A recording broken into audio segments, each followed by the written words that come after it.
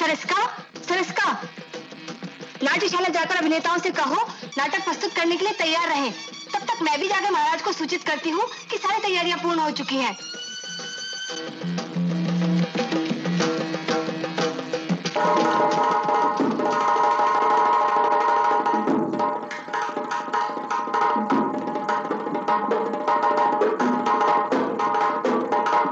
आइए आइए और शुरू होती है, देखिए नौटंकी मोहब्बत की पुतली।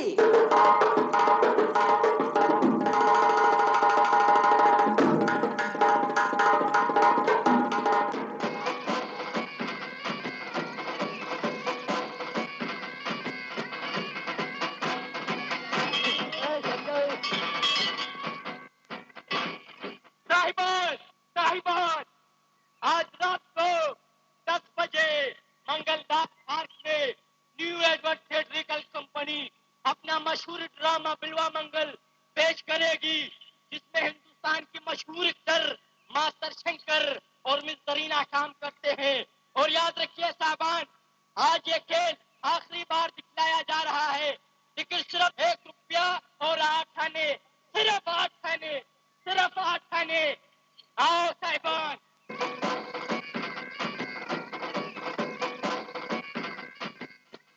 रंगमंच की दुनिया, या कहें दुनिया का रंगमंच। अंग्रेजी के महान नाटककार विलियम शेक्सपियर ने कहा, सारा संसार एक रंगमंच है। और ये भी कि हम सब इस मंच पर अभिनय करने वाले पात्र हैं।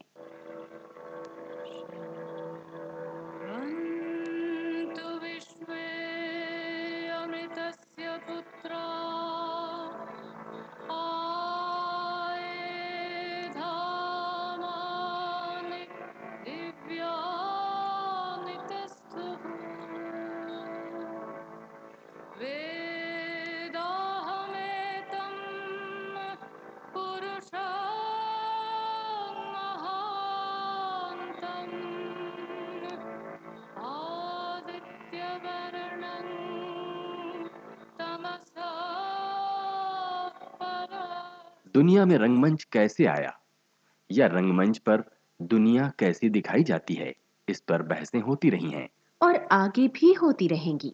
लेकिन इस बात से इनकार नहीं किया जा सकता कि बदलते समय और समाज का आईना है रंगमंच। मानव सभ्यता के विकास के क्रम में वजूद में आया रंगकर्म अपनी आगोश में हजारों रंग समेटे हुए है। इनमें सच्ची घटनाएं हैं तो गढ़े हुए किस्से भी। और ये सब कुछ इस तरह आपस में गुथा हुआ है कि इन्हें अलग करना गैर मुमकिन है। शहर पारस में था रहम दिल बादशाह, आहत तुगरल ने जहर उसको खिलवा दिया, बेखता बेसबब छीन ली जिंदगी और अफजल को सुल्तान बनवा दिया।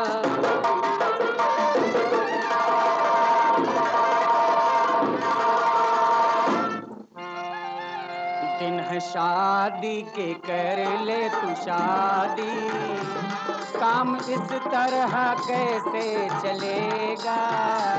जिस दिन आएगी बारात उस दिन घर से मेरा जनाजा उठेगा।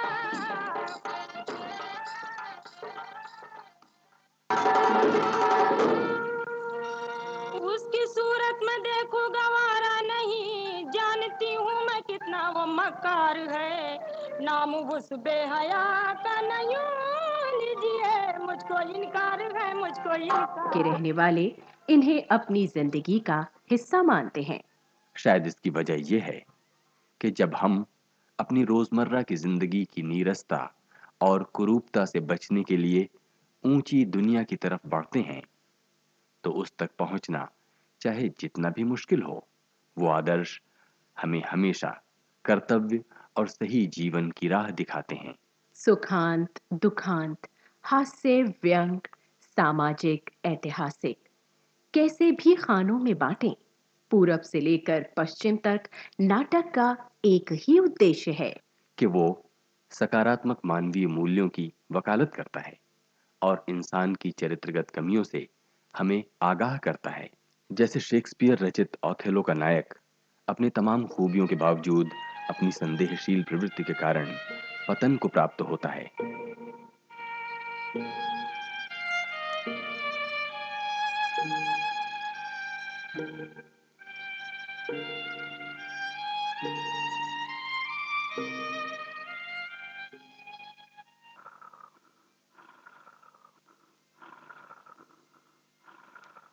कैसी महक है सांस में, जो मालूम होता है कि इंसाफ को अपनी तलवार तोड़कर फेंक देने पर आमादा करती है।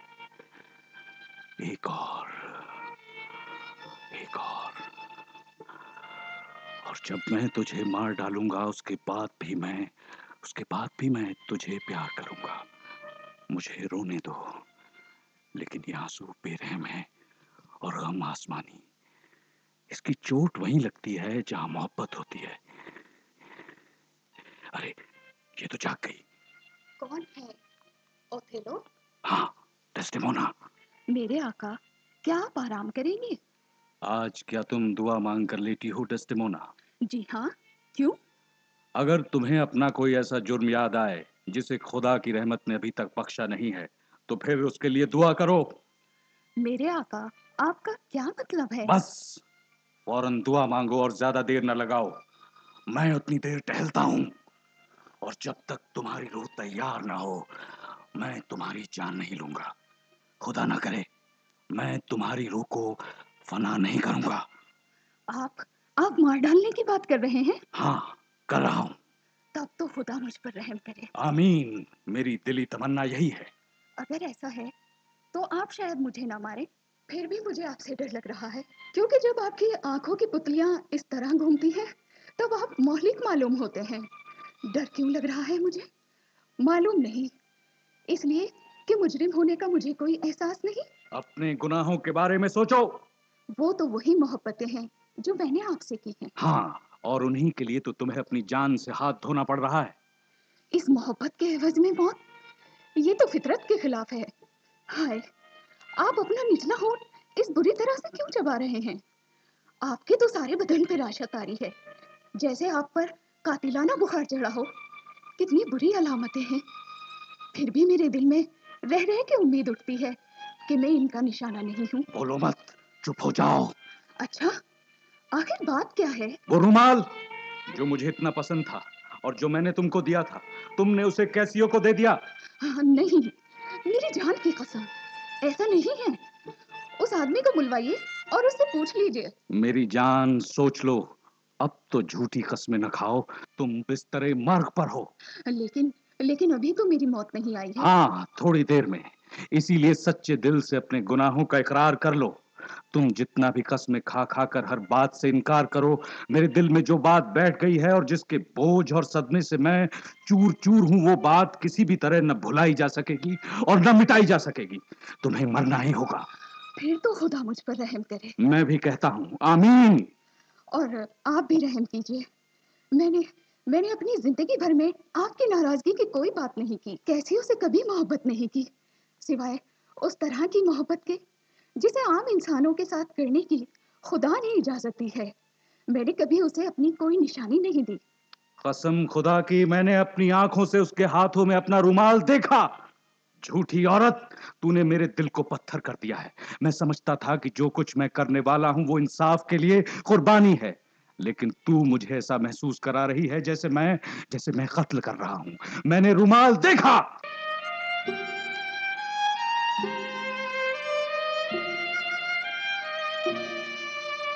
तब तो उसको कहीं मिल गया होगा। मैंने उसे वो कभी नहीं दिया। उसे यहाँ बुलवाइए, उसे कहिए कि वो सच सच बताए। उसने इकरार कर लिया है।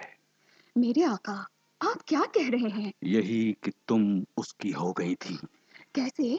नाजायज तौर पर? हाँ। वो ऐसी बात नहीं कह सकता। नहीं, अब तो उसकी जुबान बंद हो गई है, क्योंकि यागो ने उसका बंदोबस्त कर दिया है। हाय, अब कुछ कुछ मेरी समझ में आ रहा है कि आपको कैसे धोखा दिया गया।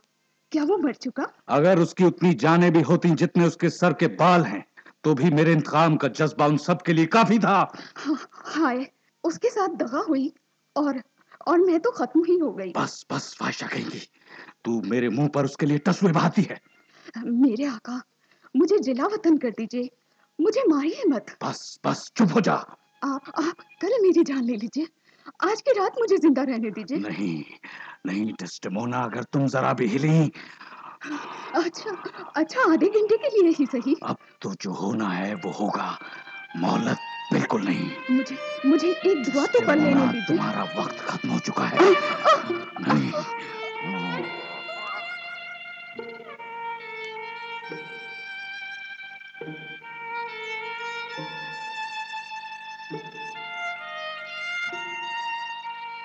भारत में ईसा पूर्व कोई 2500 साल पहले मिले इस सभ्यता के अवशेषों से पता चलता है कि यहाँ नाटक की बड़ी समृद्ध परंपरा थी। भरत मुनि का प्रसिद्ध ग्रंथ नाट्य शास्त्र लगभग 2000 साल पुराना है। इसमें नाट्य विधा की बारीकियों और शास्त्रीय पद्धतियों का विशद वर्णन है। भरत मुनि ने कहा, नाटक सामान्य लोक के क्रिया चक्र और स्वभाव की अभिव्यक्ति करता है, जिसमें भिन्न भिन्न अवस्थाओं और भावों का बहुत सूक्ष्म प्रदर्शन किया जाता है। इसका प्रयोजन मंगलमय आदेश देना, मनोरंजन, प्रसाधन और लोकोचित व्यवहार की शिक्षा देना है। मंगलमय आदेश, मनोरंजन, प्रसाधन और लोकोचित व्यवहार की शिक्षा। ये मंथरा है। वैसे ही श्रृंगवेरपुर में देखा, भैया ने सौतेली माँ का वृतांत सब छोड़ दिया। हाँ, यहाँ हम लोगों की जटाएं बांधी जा रही हैं। देखो, भागीरथी बह रही है। आर्य, आज हमारा दर्शक समाज अतीव सहृदय है। हम इनके सामने आज कालिदास विरचित नवीन नाटक अभिज्ञान शाकुंतलम प्रस्तुत करेंगे। इसीलिए सभी अभिनेता पूर्ण चेष्टा के साथ अपनी कला का प्रदर्शन करें कि नाटक में कोई अभाव न रह जाए। जी हाँ, पूरे कौशल के साथ आज का अभिनय होगा और किसी प्रकार की भूल नहीं होगी। वाह, ये तपस्वी कन्याएं अपने आकार के अनुरूप घड़े लिए इसी ओर आ रही हैं। सच, कितनी सुंदर दिखती हैं ये।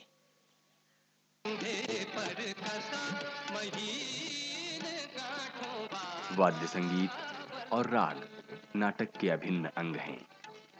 तारों वाले वाद्य और ढोल मृदंग भावों को उभारते और गंभीर करते हैं। पुरानी किताबों में इस तरह के वाक्य मिलते हैं। ये बात इतनी ही असंभव है जितना ढोल के बिना नाटक। नाटक के कॉस्ट्यूम्स, मेकअप, प्रॉपर्टीज, मुकुटों, आभूषणों, अलंकारों और मंचीय सज्जा के अलावा बदलते समय और समाज की अपेक्षाएं भी साफ दिखती हैं।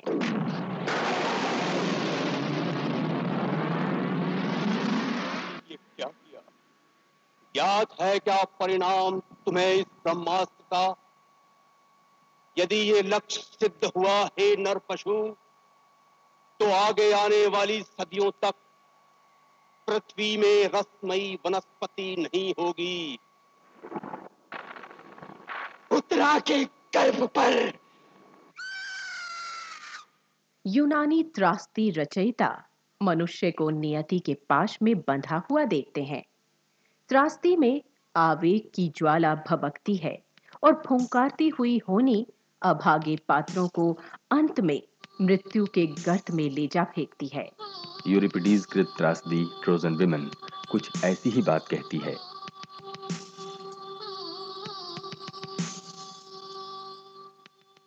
मेरे बालों में फूलों के सितारे टाक दो माँ।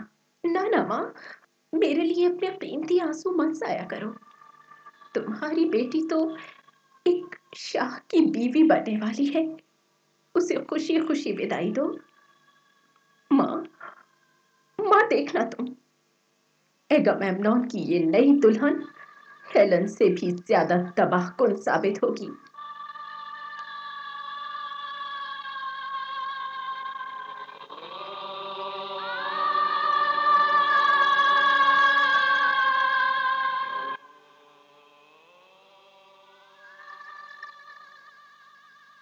सिपाहियों, अपना फर्ज पूरा करो।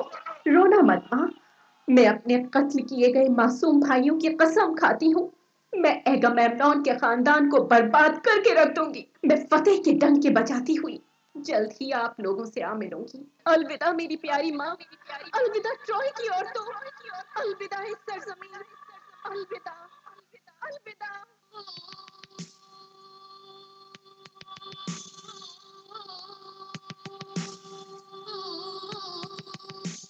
भारतीय नाटकों ने आज पश्चिम से कुछ मंच पद्धतियां और तकनीकें जरूर ली हैं, लेकिन उसने अपनी प्रकृति, परंपरा और कथ्य भारतीय जमीन से ही ग्रहण किया है।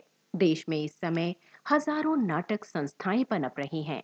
और भारत में राष्ट्रीय नाट्य विद्यालय ऐसी संस्थाओं का प्रतिनिधित्व बखूबी कर रहा है। राष्ट्रीय नाट्य विद्यालय के निदेशक देवेंद्र राज अंकुर कहते हैं, जैसा कि हम सभी जानते हैं, 27 मार्च पूरी दुनिया में विश्व रंगमंच दिवस के नाम से मनाया जाता है। भारतीय रंगमंच की तरफ विश्व रंगमंच का बहुत दिनों से आकर्षण रहा है। ग्रोतोवस्की जैसे बड़े निर्देशक आज से नहीं, बहुत बहुत साल पहले से यहाँ आकर यहाँ की लोक नाट्य परंपराओं जैसे कथकली या अमेरिका से रिचर्ड शेखर आए, उन्होंने रामनगर की रामलीला का बहुत गहरा अध्ययन किया। फिर हमारे स्वयं राष्ट्रीय नाट्य विद्यालय में पूर्वी जर्मनी से फ्रिट्ज बेनेविट और अभी अभी कार्डिफ इंग्लैंड में काम करके हमारी संकाय सदस्य श्रीमती हेमा सिंह लौट कर आई है और उन्होंने वहां पर पारसी शैली के एक नाटक को अंग्रेजी अभिनेताओं के साथ प्रस्तुत किया। तो ये प्रक्रिया बहुत से लेवल पर ऑपरेट कर रही है। मैं समझता हूँ कि अगर हम इन सारी बातों के संदर्भ में इस विश्व रंगमंच को बनाने की अपील सब रंगकर्मियों से करें तो उसके लिए राष्ट्रीय नाट्य विद्यालय और उसके निर्देशक होने की हैसियत से रंगकर्मियों को मेरी बहुत बहुत शुभकामनाएं। सरिस्का, नाट्यशाला जाकर अभिनेताओं से कहो नाटक प्रस्तुत करने के लिए तैयार रहें। तब तक मैं भी जाकर महाराज को सूचित करती हूँ कि सारी तैयारियां पूर्ण हो चुकी हैं।